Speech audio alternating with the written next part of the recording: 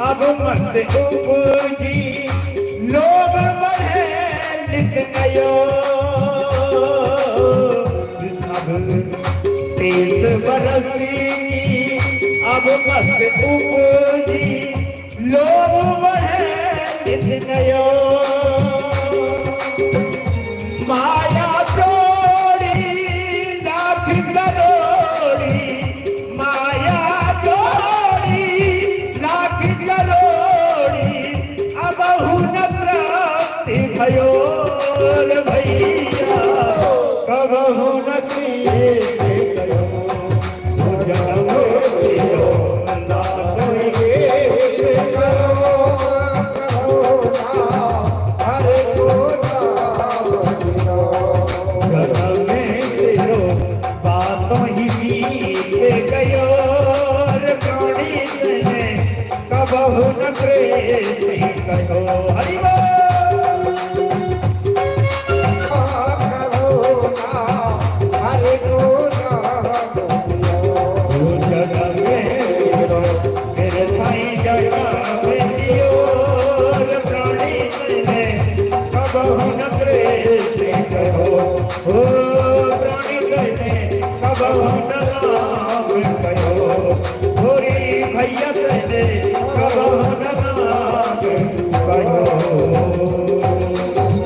वृंदावन बिहारी लाल की।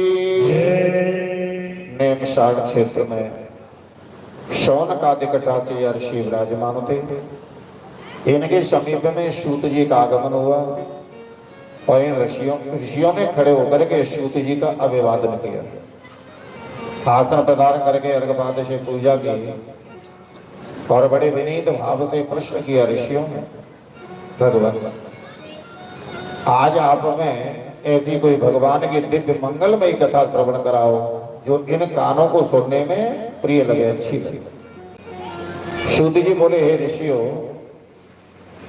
आज मैं तुम्हें उस दिव्य मंगलमयी कथा को श्रवण कराऊंगा जिस कथा को एक बार भगवान सुखदेव जी ने गंगा के तट पर वट वृक्ष के नीचे आसन होकर के महाराज परीक्षित को सुनाया।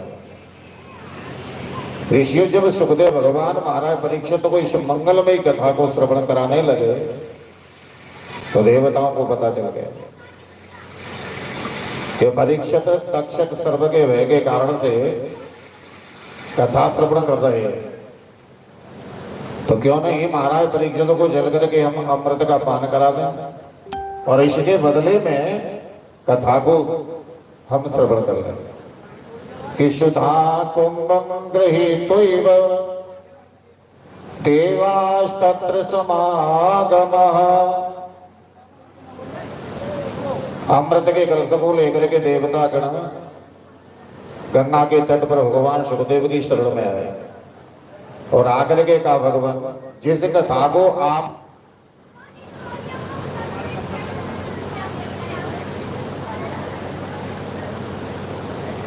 राजधरण भगवान की। तो सुखदेव जी से निवेदन किया, भगवान जिस कथा को आप परीक्षित को श्रवण करा रहे हो उस कथा को मैं सुना दो, इसके बदले में परीक्षित को अमृत का पान करा, जिसे पीते ही अजर अमर हो जाए। सुखदेव जी मुस्कुरा गए और बोले, देवताओं तुम स्वार्थ की प्रीति करने के लिए आए। ये जो अमृत है इस कथा के समक्ष तो तुक्ष है और कथाएं की मणि है, और मणि की कांच के टुकड़े की तुलना की जाए तो बराबरी नहीं हो सकती। देवताओं ने विचार किया कि सुखदेव जी ने अपनी कथा को मणि बता दिया, और जिस अमृत को पीने से जीव अजन्मर हो जाता है उसकी भी संज्ञा टुकड़े से।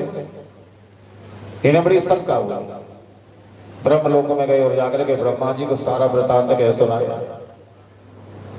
ब्रह्मा जी ने इनके मन की शंका का निवारण करने के लिए, दूर करने के लिए तराजू लिया।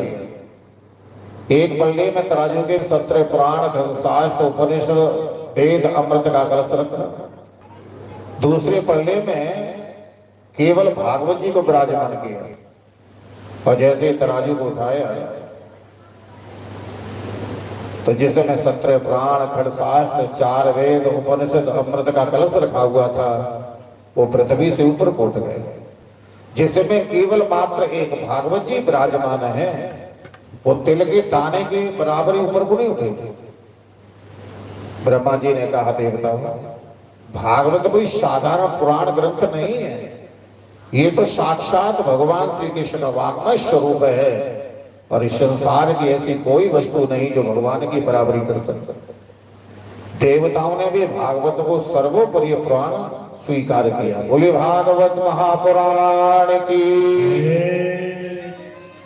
सूत जी कहते हैं इसी प्रसंग से मिलता हुआ सनकादिक मुनि और नारद जी का उपाख्यान है।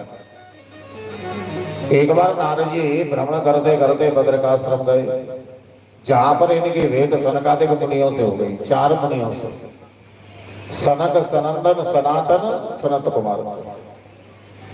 इन 4 मुनियों की आयु हमेशा 16 वर्षीय रहती है, 16 साल के रहते हैं। तन पर केवल मात्र एक कौपीन धारण करते हैं और कोई वस्त्र धारण नहीं करते। ऐसे मुनियों से इनकी भेंट हुई। नारद जी ने प्रणाम किया सनकादिक मुनियों को। मुनियों ने नारद जी को आसन प्रदान किया, कुशल क्षेम पूछते हुए कहा, नारद आज तुम्हारे मुख को देख करके ऐसा प्रतीत हो रहा है कि तुम चिंतित हो, तुम्हारी चिंता का कारण क्या है?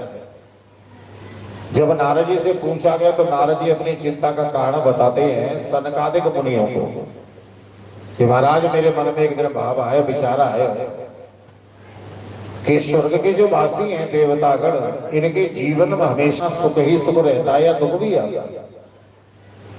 और ये देखने के तमें स्वर्ग गए और जाकर के प्रत्येक देवता के घर घर में मैंने देखा तो हर प्रकार से सुख संपन्न देते। फिर मेरे मन में विचार आया, इस कलकाल में मृत्यु लोक का ये मनुष्य सुखी है या दुखी है, इसे देखना चाहिए। तो ये देखने के लिए स्वर्ग मृत्यु लोक में आया, और जब इस कलयुगी मनुष्य को आकर के मैंने देखा तो नाना प्रकार से दुखी देखा कि कोई तन दुखी, कोई